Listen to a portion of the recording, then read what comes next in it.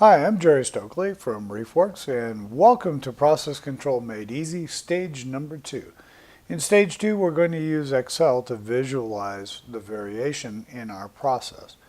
And just as a bit of a review, controlling process variation is really the end product of, and the goal of most companies offering products for sale. Consumers, customers, they like consistency. Standard deviation is our core tool for understanding how our process is running and the variation inherent in the process. Sometimes that can be a little difficult to visualize the data because we're using this formula for standard deviation, and it's a little hard to see the results, kind of make it a visual thing. So to begin with, we need to understand normal variation and the measure of central tendencies. So without too much ado, here is a Six Sigma normal distribution. You may have heard it referred to as a bell curve, grading on the curve, that kind of thing. Just as a review for those of you who know it, the six standard deviation normal curve represents the likely distribution under normal circumstances. So everything is anchored here to the median, or the mean rather, which is the average of the process. So we have -1 standard deviation to +1 standard deviation. 68% of the values will fall within these two ranges, and then between -2 and -1, 13.6, the same on +2 to +1, +1 to +2. And then -2 to -3, 2.1%, and +2 to +3, 2.1. And then either side of the curve, we have 1/10 of 1% of all values. So this is really, really helpful. You don't need to measure everything. You can use standard deviation to estimate the population, create this curve, and then you can predict where the values will be. Now, this is also fundamental to control charts, which we will cover in stage 3. So most processes have a tendency to be in the center, and they're repeatable values. One great way to look at that, they occur in nature, is to go stand on an overpass of a highway and watch the cars go down the road. Generally, they're in the center of the lane. Some a little bit left, some a little bit right. But for the most part, they're in the center, and you can see the black tracks where most folks drive. So I assure you, this does work, and it does model behaviors extremely well. So let's just jump right into it. And kind of a review, in stage 1, we did our slingshot example. We took 10 shots, we recorded all of the data, and then we changed the process, and we recorded another 10 shots. We calculated the average for both, and then we calculated the standard deviation. Finally, we looked at what the reduction percent was from our change, which is sort of proof of concept. Did we do okay? Did we go forward, or did we go backward? And then we used a scatter diagram to visualize the data, which was helpful, but it really didn't tell us the likely spread in the process. And for that, we're going to use Excel to visualize our process data as a normal distribution. So let's just jump right into it. You will see here's our original data. We have all 10 shots for both the baseline and the change. We calculated the average and for both, and the standard deviation for both, and then our reduction. And in my Excel spreadsheet, this is tab 1, trials. So now let's add another tab. We'll call this distributions, and we're going to create the data model. And the data model simply is going to have the mean, the standard deviation, the minimum, maximum, the span and range of the Six Sigma distribution, and then we will use an increment to show ourselves, or to actually create the chart. So let's take a look at the formulas that are behind this. First of all, we're going to pick up the means. We're going to drop that into C5 and D5. And then we're going to pick up the standard deviation. We will drop that into C6 and D6 respectively. And now I'll show you the formulas behind this so that we take the mean and we pick up from our trials tab cell number F98, and for change 1 it's G98, standard deviation is F99, and G99 for change 2. Then to calculate the minimum, we take C5, which is the mean right here, 299, and we subtract 3 times the standard deviation. Standard deviation in the baseline is 69.51, and it's important to enclose, or it's helpful to enclose this type of mathematical expression, or equation rather, where it is a singular object. It's 3 times C6, so it's the mean minus 3 times the standard deviation. For the maximum, we do the same, but we add 3 times the standard deviation.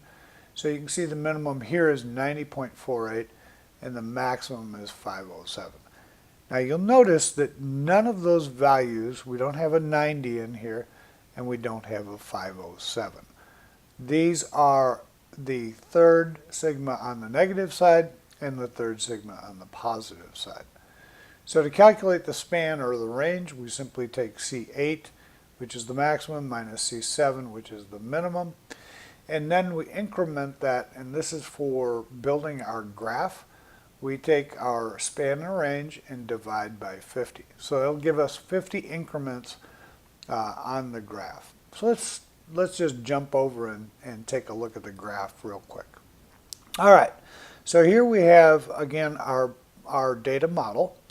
And we have step increments 1 through 51. Now I know I said 50 earlier, but we're using our first value as the minimum and then 50 increments on top of that. So that's actually value 0, and that would be this 51 here on line 68 would actually be the 50th increment. So now we take our value, our minimum value, and then we increment it 50 times, and then this amount of information over here, this series of cells in column D, don't worry too much about what you see there because that's automatically generated by Excel once we enter the formula. So let's go ahead and take a look at the formulas.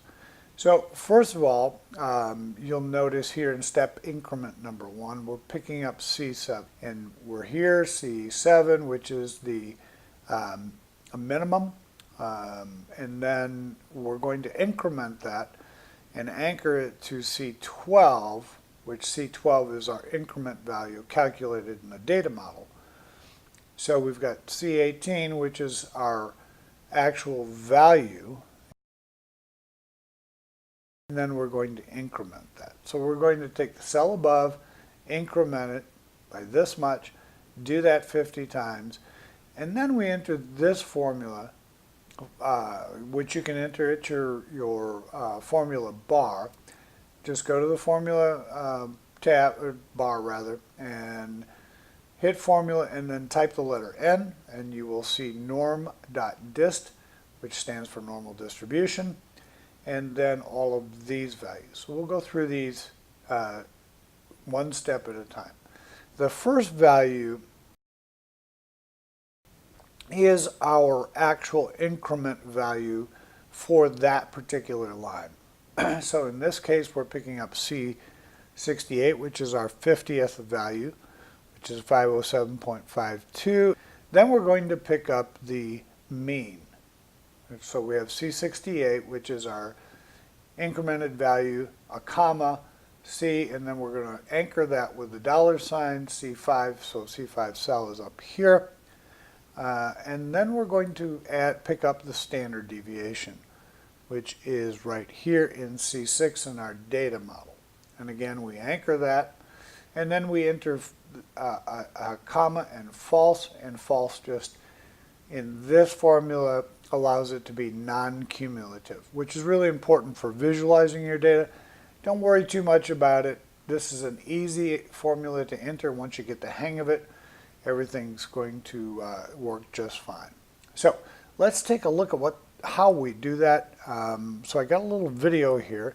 And what we're going to look at here is, number one, we're going to take our value and our graph value, highlight that range, and then we're going to come up and we're going to insert a chart, which is the normal distribution chart right there. Let's go ahead and change the title, and we'll make this slingshot baseline. How's that?